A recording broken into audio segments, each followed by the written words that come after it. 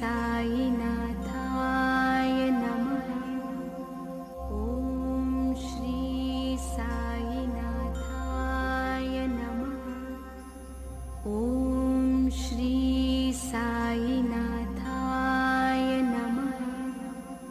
ॐ श्री साईनाथाय नमः। ॐ श्री साईनाथाय नमः।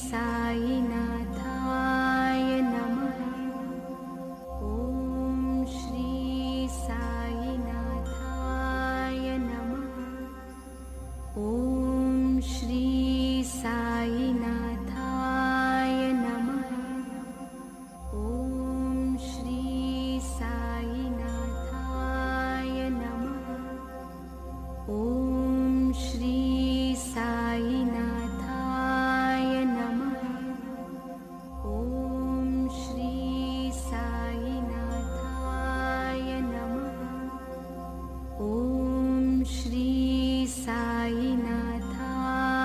नमः। ॐ श्री साईनाथाय नमः। ॐ श्री साईनाथाय नमः। ॐ श्री साईनाथाय नमः। ॐ श्री साईनाथाय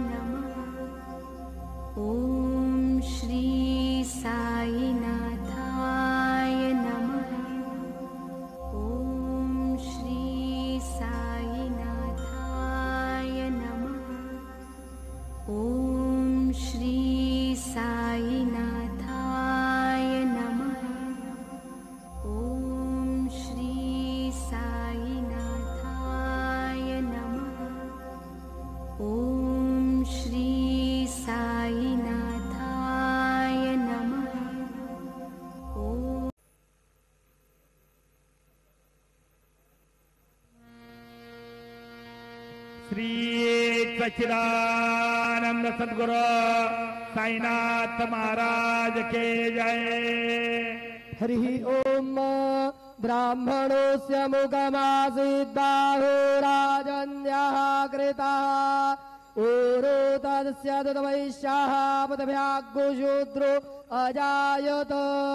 धूपमाघ्रापयामि चन्द्रमा मनसो जातश्चक्षुः सूर्यो अजायत। श्रोत्राद्वायुश्च प्राणश्च मुखादग्निरजायत। दीपं दर्शयामि दीपानान्तरेण महानैवेद्यं निवेदयामि।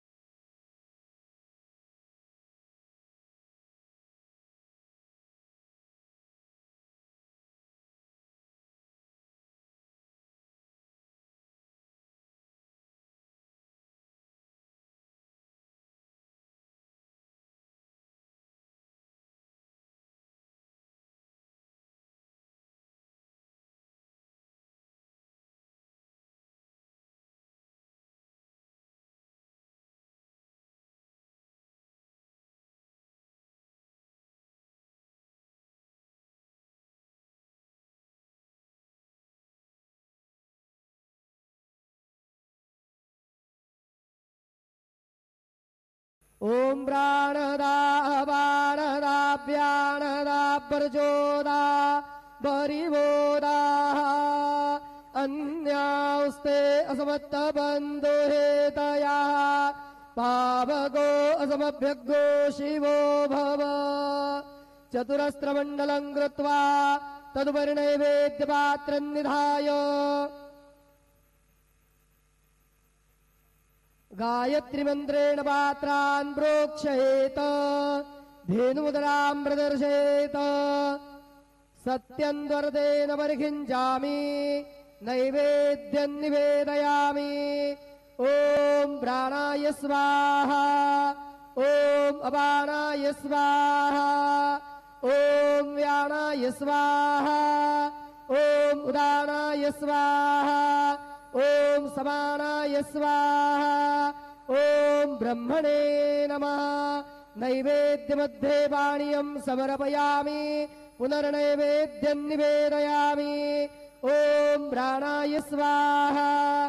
ॐ अपानाय स्वाहा ॐ व्यानाय स्वाहा ॐ उदानाय स्वाहा ॐ समानाय स्वाहा ॐ ब्रह्मणे नमः नैवेद्यं समर्पयामि हस्तप्रक्षालनं समर्पयामि मुखप्रक्षालनं समर्पयामि शेषोपचारार्थे प्रार्थनापूर्वकं नमस्कारं करोमि तथा च मंगल आरार्तिक्य दीपं दर्शयामि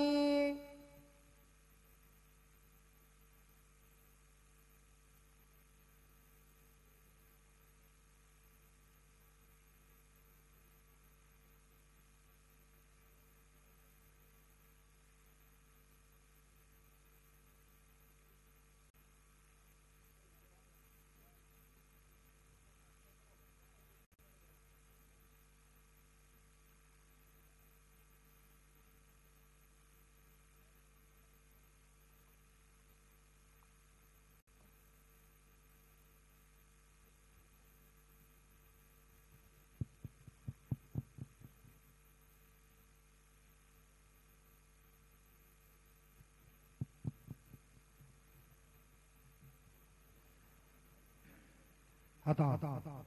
मध्यान्ह आरती सुरू होत आहे सर्वांनी एका सुरात आरती म्हणा अब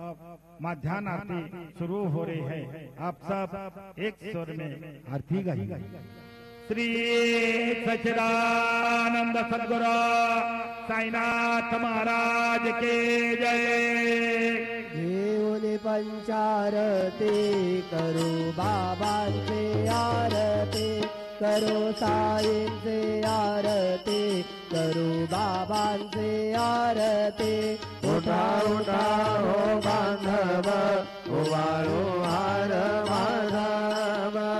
सायर माधव उवाळो हार माधव करो नियास्ते रमन पाहु गंभीर हे ध्यान साईंचे ध्यान पाहु गंभीर हे ध्यान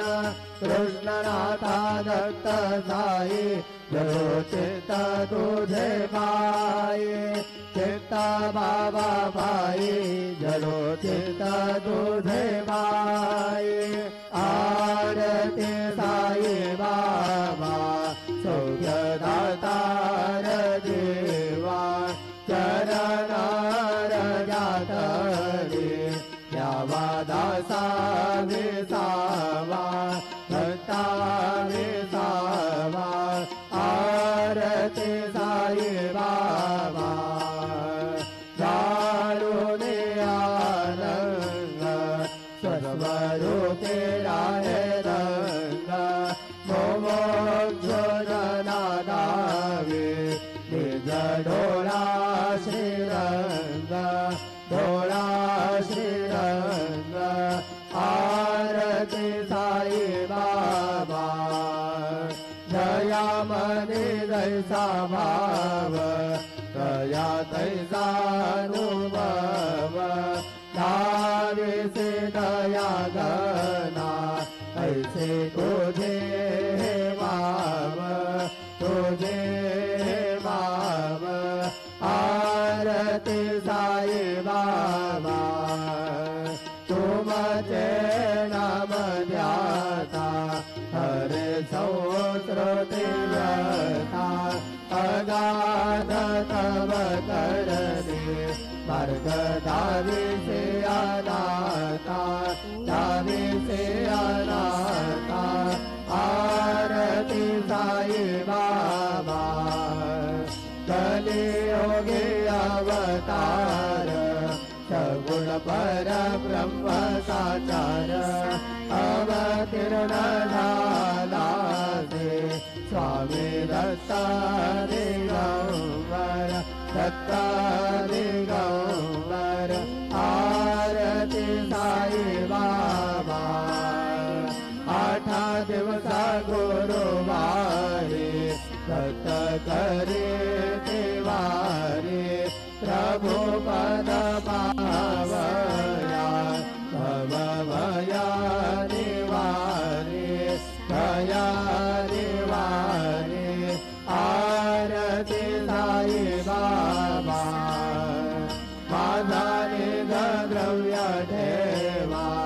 तव चरण रज सेवा मागण्याची आता तुम्हा देवाधिदेवा देवाधिदेवा आरती साई बाबा इच्छिता विनचातक निर्मल तोया निज सुख आजावे माधवाया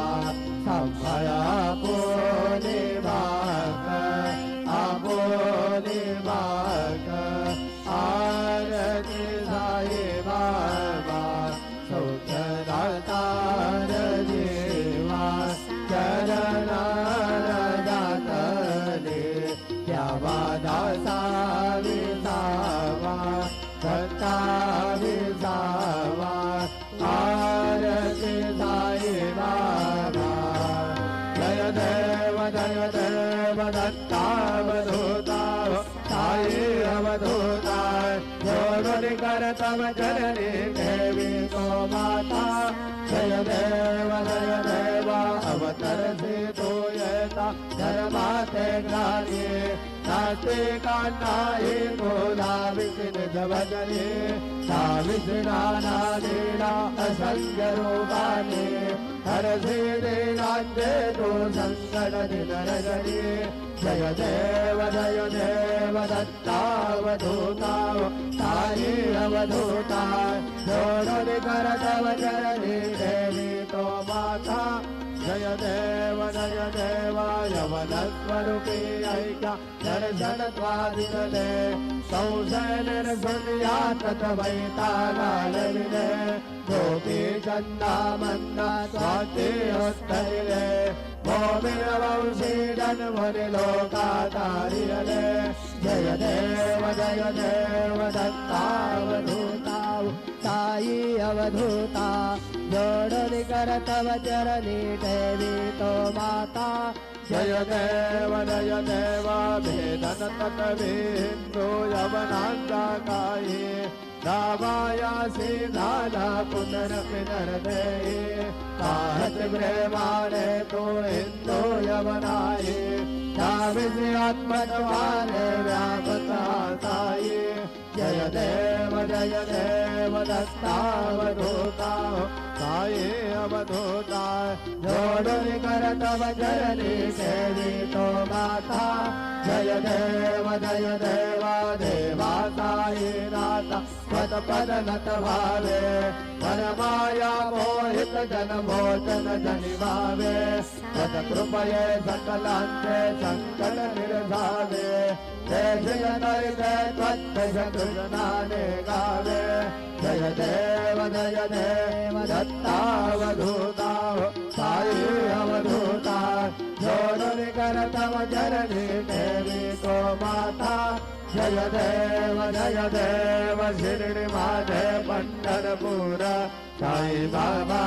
मावर साई बाबा मावर शुद्ध शुद्ध भक्ति तत्रवागा भाव कुंडली गदागा कुंडली गदागा भाव कुंडली गदागा याहो याहो अवघेदन करो बाबा से वंदन साई से वंदन करो बाबा से वंदन करो मने बाबा साई राम पाप माझे आई पाप माझे आई राम पाप माझे आई कालिंग डांगण बंदीन करण डोळ्यात पाहिन रूप तुझे प्रेमे अलिंगनानंद बोध आमेव वारिन मनेव नामा त्वमेव माता पिता त्वमेव त्वमेव बन्धुश्च सखा त्वमेव त्वमेव विद्या द्रविणं त्वमेव त्वमेव सर्वं मम देव देव कायेन वाचा मनसेन्द्रियेण वा बुद्ध्यात्मा वा प्रकृतिस्वभाव करोमि अच्युत सकल परमं नारायणाय समर्पयामि अच्युतं केशवं रामनारायणं कृष्णदामोदरं वासुदेवं हरे श्रीधरं माधवं गोपिका वल्लभं जानकी नायकं रामचन्द्रं वन्दे हरे राम राम राम हरे हरे हरे कृष्ण कृष्ण कृष्ण हरे हरे श्री गुरुदेव दत्त हरि ओम दत्तेन दत्तमय जन्तदेव सारि धर्माणि प्रथमानि आसन्न देहनागं महिमान सजन्त यत्र पूर्वे साध्या सन्ति देवा ओम राजाधिराजाय प्रसह्य साहिने नमो वयं वै श्रवणाय कुर्महे समे कामान् कामकामाय मह्यं कामेश्वरो वै श्रवणो दधातु कुबेराय वै श्रवणाय महाराजाय नमः ओम स्वस्ति साम्राज्यं भोजं स्वराज्यं वैराज्यं पारमेष्ठमराज्यं महाराजमाधिपत्यमयं सबन्धवर्यात् ईशात् सार्वभौमः सार्वयुषान्तादात्मराधात् दैवै समुद्रपर्यन्ताय ईकरार्पितपेशजलोको दिगेतो मरुतत्परवेष्ठारो मरुतस्यावसङ्ग्रहे आवीक्षितस्य कामप्रेर्विश्वे देवाः सभासदैति श्रीनारायण वासुदेवाय सच्चिदानन्द सद्गुरो साईनाथ महाराज की जय अनंतातुलाते कसेरे नमावे अनंतातुलाते कसेरे नमावे अनंता मुखाता शिरे शेषगाता नमस्कार साष्टा श्री साईनाथा स्वरावे मणित्वस्वराने जवावे पुरावे तनि भक्तिसाठी स्वभावे करावे जगाता हृदे मायताता नमस्कार साष्टा श्री साईनाथा वसे दो सदाना भया संतलीला विजयालोका परिदो जनाला परियंतरि ज्ञान कैवल्यदाता नमस्कार साष्टा श्री साईनाथा दयालाधनादन महामानवाचा सरासार्थकाचा धनेभूतसाचा धरो साई प्रेमा धराया हंता नमस्कार साष्टा श्री साईनाथा धरावे करीसा नलपत्यवाला धरावे अमानंद चुंबो निगाला मुखे गाल प्रेमे धराग्रासहाता नमस्कार साष्टा श्री साईनाथा सुराधिकजांचा पदाबंदिताते सुखाधिकजाते समानत्व देते प्रयागादितीर्थे पदे नम्र होता नमस्कार साष्टा श्री साईनाथा तुझा जापदामा हता गोपवाने सदा रंगलेचे स्वरूपे मिळाले तरे रास क्रीडा सवे कृष्ण राता नमस्कार जाता श्री साईनाथा तुला मागतो मा जने एक जावे करा जोडी तोडी अत्यंत भावे कवी मोहनीरा जहातारी राता नमस्कार जाता श्री साईनाथा ऐसा ये वासाई दिगंबरा अक्षय रूपावतारा सर्व व्यापक तो श्रुतिधारा अनुसया त्रिकुमारा बाबा ये वा काशे दान जप प्रतिमसी कोल्हापुर वेशेती निर्मल नदी गंगा जलप्राशी निद्रा माहुर देशी ऐसा ये वा जोड़े लोमत से वामकरी त्रिशूल रमणोधारी भक्ता वरद सदा सुखकारी देश रमोत्तेचारी ऐसा ये वा पाये बाधुका जपमाला कमंडलो मृगशाला धारण करचे नाग जटा मुकुट शोभतो माथा ऐसा ये वा सत्वर तुझाया जय ध्यानी अक्षय ध्यांचे सदनी लक्ष्मी वास करे शिवर करे रक्षित संकट वारुणी ऐसा ये वा या पर ध्यान तुझे गुरुराया दृश्य करे नयनाया पूर्णानंद सुखे काया नाविस हरि गुण गाया ऐसा ये वा दिगंबरा अक्षय रूपावतारा सर्व व्यापक तो धारा अनुसया त्रिकुमारा बाबा ये वा सदा सस्वरूपं चिदानन्दघनं जगत्सम्भवस्थानसंहारयतु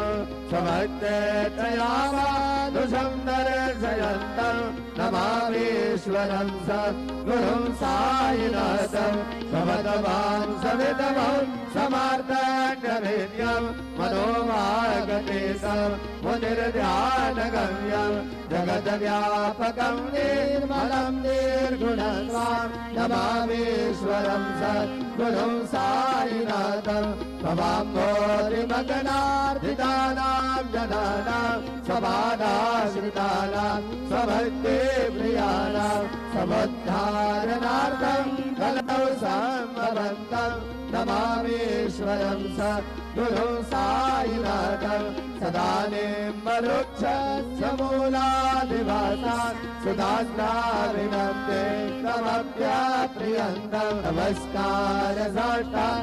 श्री साईनाथा दयालाधनादन महामानवासा धनासाप्रकाशा धदेवो तसाचा धरो साई प्रेमा धराया हंता नमस्कार साष्टा श्री साईनाथा धरावे करेसा नलपत्यवाला धरावे अमानंद चुंबोलिगाला मुखे गाल प्रेमे धराग्रासहासा नमस्कार साष्टा श्री साईनाथा सुराधिकजांचा पदाबंदिताते सुखाधिकजाते समानत्वदेते प्रयागादितीर्थे पदेनाम्र होता नमस्कार साष्टा श्री साईनाथा तुझा जापनामा हसा गोपवाने सदा रंगलेचे स्वरूपे मिळाले तरे रास क्रीडा सवे कृष्ण राता नमस्कार साष्टा श्री साईनाथा तुला मागतो मा जने एक जावे करा जोडितो दे नात्यांत भावे भवी मोहनीरा जहातारी आता नमस्कार साष्टा श्री साईनाथा ऐसा ये वासाई दिगंबरा अक्षय रूपावतारा सर्व व्यापक तो श्रुतिधारा